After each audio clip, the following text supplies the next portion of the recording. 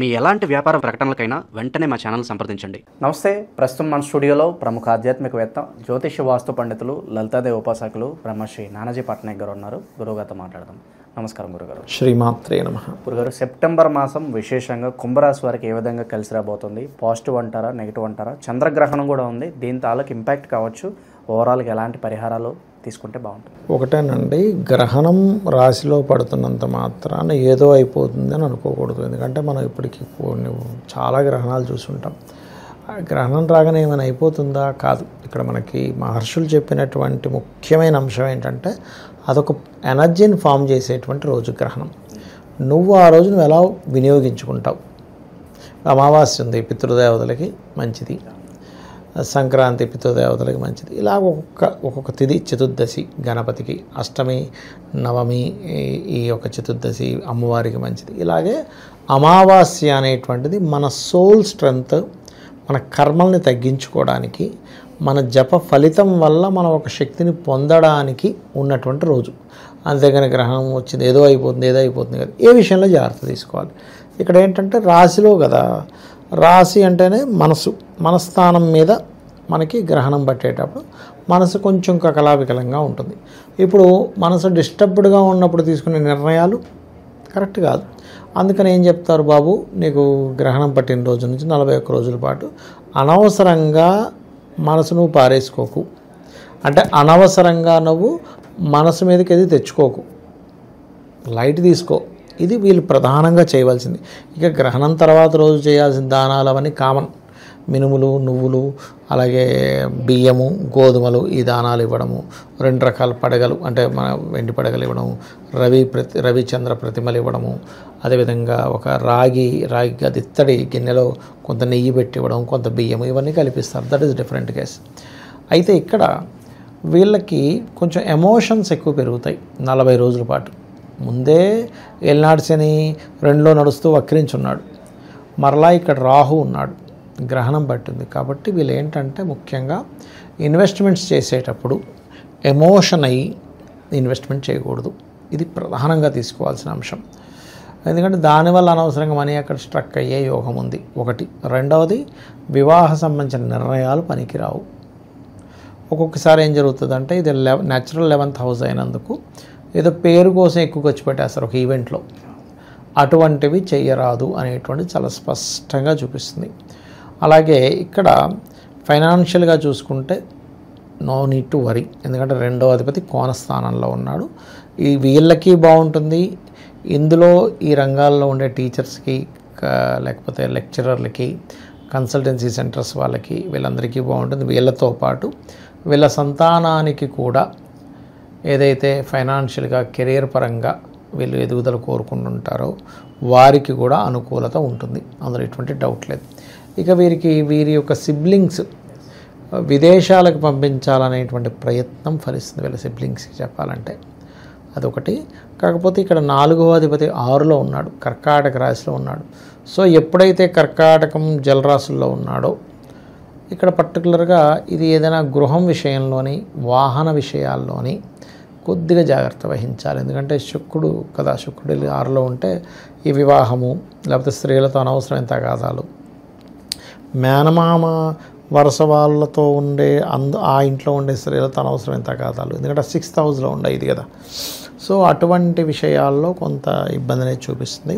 కాకపోతే ఇక్కడ పంచమంలో గురువు ఉండడం సంతాన యోగాన్ని ఇస్తుంది. కానీ ఇప్పుడు లగ్నంలో మనకి చంద్రుడు, రాహు ఈ కలయిక వల్ల గ్రహణం పట్టిందిగా. కాబట్టి ఈ యొక్క విషయాల్లో చాలా జాగ్రత్తగా ఉండాలి. ఇక ఎప్పుడైతే శుక్రుడు 15వ తేదీ నుంచి 7వ స్థానంలోకి వస్తాడో, కేతు ఉన్నాడు అక్కడ.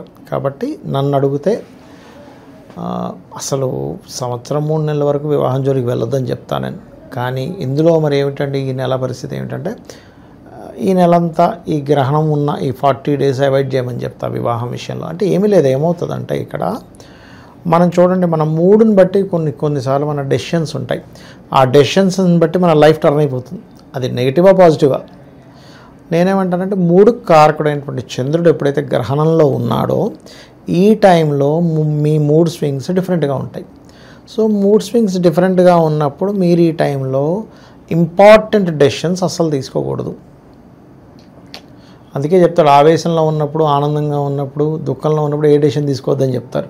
అంటే ఆనందంలో ఉంటే ఓకే అనేస్తాం, దుఃఖంలో ఉంటే ఇంకో రకమైన దీంట్లోకి వెళ్ళిపోతాం. కాబట్టి ఆవేశము, దుఃఖము, ఆనందం, నో డెసిషన్స్.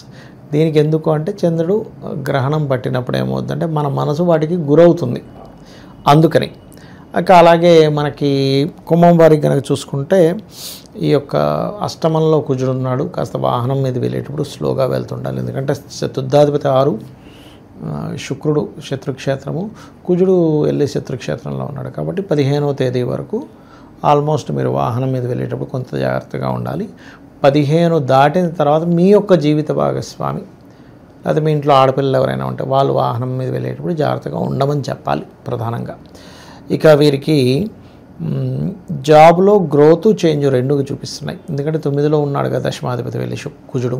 కాబట్టి గ్రోత్ ఉంటుంది, change all of sudden change ఉంటుంది, రెండూ ఉంటాయి ఇక్కడ వీళ్ళకి. ఓకే. అండ్ బిజినెస్లో ఆకస్మికంగా కొన్ని లాభాలు రావడం ఇవి కూడా వీళ్ళు చూస్తారు. గ్రహణం ఉన్నంత మాత్రాన్ని ఇవేవి ఆగిపోవాలని రూల్ ఏం లేదు. కాకపోతే ఏంటంటే ఇక్కడ మనసుని కొంచెం అదుపులో పెట్టుకోవాలి అనేటువంటిది మాత్రం ఇక్కడ బలంగా చూపిస్తుంది. అండ్ ఇన్వెస్ట్మెంట్స్, ముఖ్యంగా తండ్రి గారి ఆస్తికి విషయంలో ఎవరైనా స్త్రీలు అంటే తండ్రి గారి సిస్టర్స్ ఎవరైనా ఉంటారు, ఆల్రెడీ ఎప్పుడో ఇచ్చేసి సెటిల్ అయిపోయింది అనుకో మళ్ళీ మాకు వాటా కావాలని అడగడము, ఇటువంటివి కొంచెం బలంగా చూపిస్తున్నాయి. ఎందుకంటే న్యాచురల్ 12th హౌస్లో సినిమా వక్రించాడు, ఈ 12th లార్డ్ అయ్యాడు కుంభానికి. ఎప్పుడైతే కుంభానికి 12th లార్డ్ అయ్యాడో తండ్రాస్తి, ఈ తండ్రాస్తి కారకుడు 2లో ఉండి రాహుని కలుస్తున్నాడు. సో ఇటువంటివన్నీ కూడా ఇటువంటి సిచ్యువేషన్స్ని ఎక్కువగా రైజ్ చేస్తూ ఉంటుంది.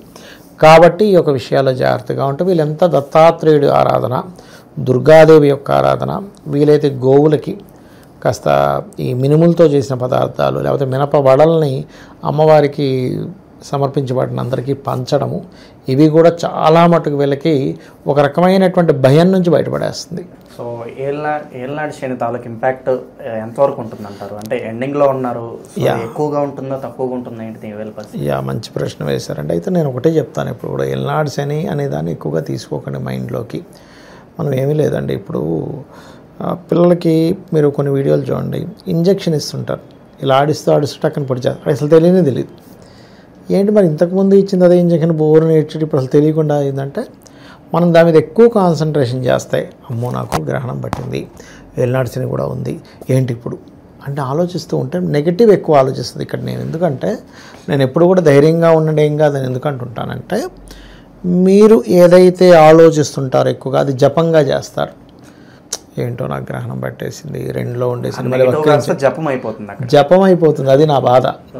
పాజిటివ్ జపం చేయండి, నాకు మంచి గ్రహణం వస్తుంది, నేను అసలు ఆ రోజు జపం చేసుకుని మంచి ఎనర్జీ సంపాదించుకుంటాను, నా ఇష్టమైన గాడ్ ఈయన దుర్గా అనుకుందాం లేకపోతే అమ్మవారు ఏదో ఒకటి, నా ఇష్టమైన గాడ్కి ఆ రోజు నాకు మంచి ఛాన్స్ దొరికింది, కూర్చొని శుభ్రంగా రెమెడీ చేసుకుంటా, జపం చేసుకుంటా, సూపర్ పవర్ వస్తుంది అనే ఫీల్ వేరు.